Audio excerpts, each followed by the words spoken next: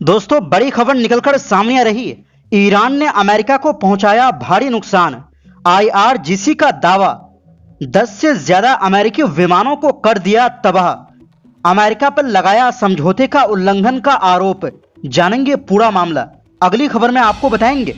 Netanyahu सरकार पर प्रमुख विपक्षी नेता का जोरदार हमला। वेस्ट बैंक को बारूद का ढेर बना रहा इजरायली सरकार। और आखिर में यूरोप से बड़ी तबाही की तस्वीरें। फ्रांस और स्पेन में बेकाबू जंगल की आग, नेशनल इमरजेंसी लागू, लाखों लोग घर छोड़ने पर मजबूर। तो बिना समय गंवाए बात करते हैं खबरों की। दोस्तों, ईरान और अमेरिका के बीच हालिया 15 दिनों की जंग को लेकर ईरान ने एक बड़ा दावा किया है। रिपोर्ट के मुताबिक ईरान का कहना है कि उसकी सेना ने इस युद्ध के दौरान जमीन पर खड़े अमेरिका के 11 सैन्य विमान और हेलीकॉप्टर तबाह कर दिए। वहीं ईरान ने अमेरिका पर हुर्मुज जलडम रोमदिये को लेकर हुए समझौते का उल्लंघन करने का भी आरोप लगाया है। ईरान की रेवोल्यूशनरी गार्ड आईआरजीसी के प्रवक्ता ब्रिगेडियर जनरल हुसैन मोहब्बी ने सरकारी समाचार एजेंसी तस्नीम से बातचीत में दावा किया कि 8 जुलाई से 22 जुलाई के बीच ईरानी हमलों में अमेरिका के कई सैन्य ठिकानों को निशाना बनाया गया। हालांकि उन्होंने ये नहीं बताया कि ये ठिकाने किस देश में थे। ईरान के मुताबिक इन हमलों में अमेरिका के 17 ड्रोन नष्ट किए गए, जिनमें 8 बिल्कुल नए ड्रोन भी शामिल थे। इसके अलावा एक F-15 लड़ाकू विमान, एक P-8 समुद्री निगरानी विमान, एक C-17 सैन्य मालवाहक विमान और हवा में ईंधन भरने वाले 8 टैंकर विमान भी तबाह किए गए। हालांकि इन दावों की स्वतंत्र रूप से पुष्टि नहीं हो सकी। उधर ईरान के विदेश मंत्री अब्बास अरागची ने अमेरिका पर होर्मुज को लेकर हुए युद्ध विराम समझौते का उल्लंघन करने का आरोप लगाया है। उनका कहना है कि समझौते के मुताबिक होर्मुज में जहाजों के आने जाने का रास्ता तय करने और सुरक्षा व्यवस्था संभालने का अधिकार ईरान के पास था।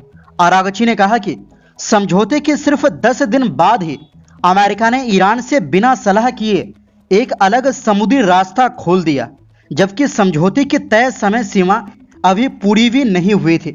उन्होंने आरोप लगाया कि अमेरिका ने जानबूझकर जहाजों को ईरान द्वारा तय किए गए सुरक्षित रास्ते की बजाय अपने बनाए रास्ते से गुजरने के लिए प्रेरित किया। ईरानी विदेश मंत्री ने कहा कि तेहरान ने इस पर कई बार अमेरिका से सीधी बातचीत की और कतर व पाकिस्तान के जरिए भी आपत्ति जताई, लेकिन कोई सकारात्मक जवाब नहीं मिला। उनके मुताबिक अमेरिका का यह कदम या तो नया तनाव पैदा करने की कोशिश थी या फिर होर्मुज जलडम रोमदिये पर ईरान के अधिकार को कमजोर करने की रणनीति। इस बीच ईरान की नौसेना ने भी दावा किया है कि पिछले 24 घंटों में उसने 4 जहाजों को चेतावनी देकर वापस लौटा दिया, क्योंकि वो अमेरिका द्वारा बनाए गए दक्षिणी समुद्री मार्ग से गुजरने की कोशिश कर रहे थे। ईरान का कहना है कि चेतावनी के बाद सभी जहाजों ने अपना रास्ता बदल लिया। ईरान के विदेश मंत्री ने यह भी कहा कि युद्ध के दौरान उन्होंने खाड़ी के सभी पड़ोसी देशों से लगातार संपर्क बनाए रखा, ताकि ये साफ किया जा सके कि ईरान की कार्रवाई किसी पड़ोसी देश के खिलाफ नहीं है।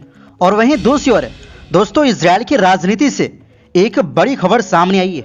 इजरायल की डेमोक्रेट्स पार्टी के नेता यायर गोलान ने अपनी ही सरकार पर गंभीर आरोप लगाते हुए कहा है कि प्रधानमंत्री बेंजामिन नेतन्याहू और उनके सहयोगी कब्जे वाले वेस्ट बैंक को बारूद का ढेर बना रहे हैं।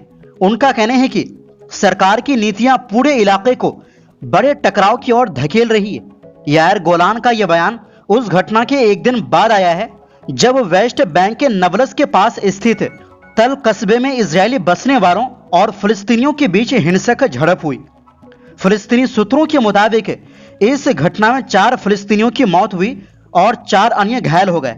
वहीं इजरायली पक्ष के अनुसार गोलीबारी में 2 इजरायलियों की भी मौत हुई। इस घटना के बाद प्रधानमंत्री बेंजामिन नेतन्याहू और रक्षा मंत्री इजराइल काट्ज ने वेस्ट बैंक में बड़े पैमाने पर सैन्य अभियान चलाने का आदेश दिया। यायर गोलान ने सोशल मीडिया प्लेटफॉर्म एक्स पर लिखा कि नेतन्याहू सरकार और धुर दक्षिणपंथी मंत्री बेजिलेल स्मोट्रिच और इतामार बेन गवीर जानबूझकर वेस्ट बैंक में ऐसा माहौल बना रहे हैं जिससे हिंसा और तनाव लगातार बढ़ता जा रहा है।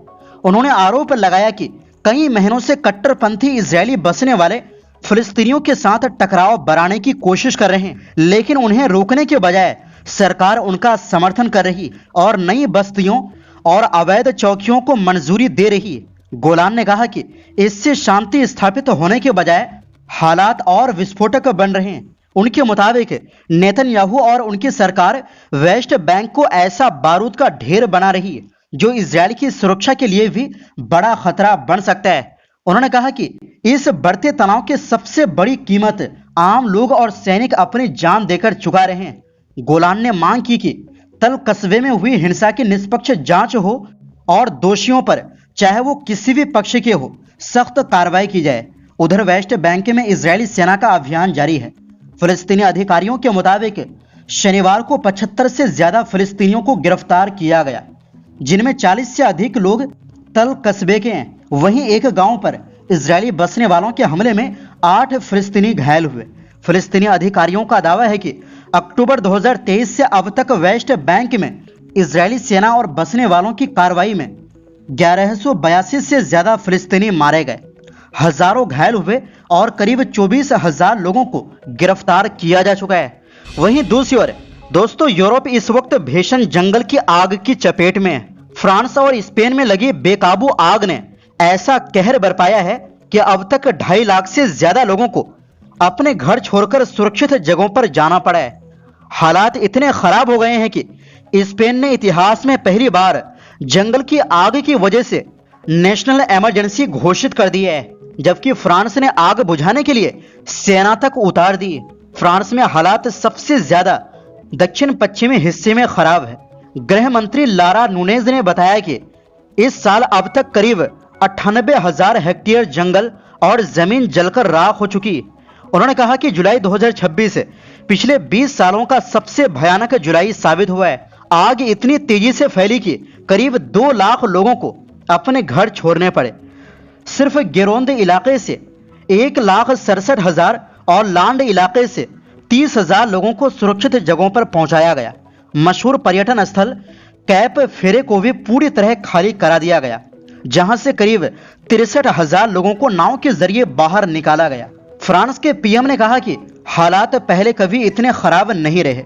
आग पर काबू पाने के लिए सेना को बुलाया गया है और बड़े बड़े अग्निशमन विमान लगातार आसमान से पानी और आग बुझाने वाले केमिकल गिरा रहे हैं। विशेषज्ञों का कहना है कि रिकॉर्ड तोड़ गर्मी ने आग को और भी खतरनाक बना दिया है। इस महीने दक्षिण पश्चिमी फ्रांस का तापमान सामान्य से 7 डिग्री सेल्सियस ज्यादा दर्ज किया गया, जिससे जंगल सूख गए और आग तेजी से फैलती चली गई। उधर स्पेन में भी हालात बेहद चिंताजनक है। वहां अब तक करीब 70,000 लोगों को सुरक्षित जगहों पर भेजा जा चुका है। राजधानी मैड्रिड के आसपास कई इलाकों में आग फैल गई है। करीब 10 गांव खाली करा दिए गए हैं और धुएं ने पूरे इलाके को अपनी चपेट में ले लिया है। यहां तक कि मैड्रिड के आसमान पर भी धुएं की मोटी परत दिखाई देने लगी।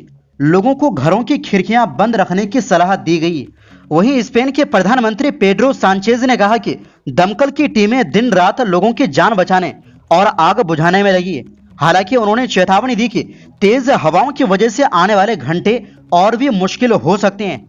हालात को देखते हुए स्पेन ने अपने इतिहास में पहली बार जंगल की आग के कारण राष्ट्रीय आपातकाल घोषित कर दिया है। सरकार को डर है कि अलग अलग जगहों पर लगी कई बड़ी आग आपस में मिल सकती है, जिससे और भी बड़े इलाके खतरे में आ सकते हैं। स्पेन के गृह मंत्री ने बताया कि आग बुझाने के लिए 270 से ज्यादा राहत कर्मी, 40 जमीनी टीमें और सेना को तैनात किया गया है। वहीं इस साल अब तक स्पेन में लगभग 30 बड़ी जंगल की आग लग चुकी है और 1,68,000 हेक्टेयर से ज्यादा इलाका जल चुका है। हालात बिगड़ते देख फ्रांस और स्पेन दोनों ने यूरोपीय संघ से मदद मांगी। इसके बाद यूरोपीय आयोग की अध्यक्ष उर्सुला वॉन डेर लेयन ने घोषणा की कि यूरोप ने तुरंत 11 अग्निशमन विमान और हेलीकॉप्टर भेजे हैं। इनमें कुछ फ्रांस में और कुछ स्पेन में आग बुझाने के काम में लगाए गए हैं। तो फिलहाल के लिए इस रिपोर्ट में बस इतना ही।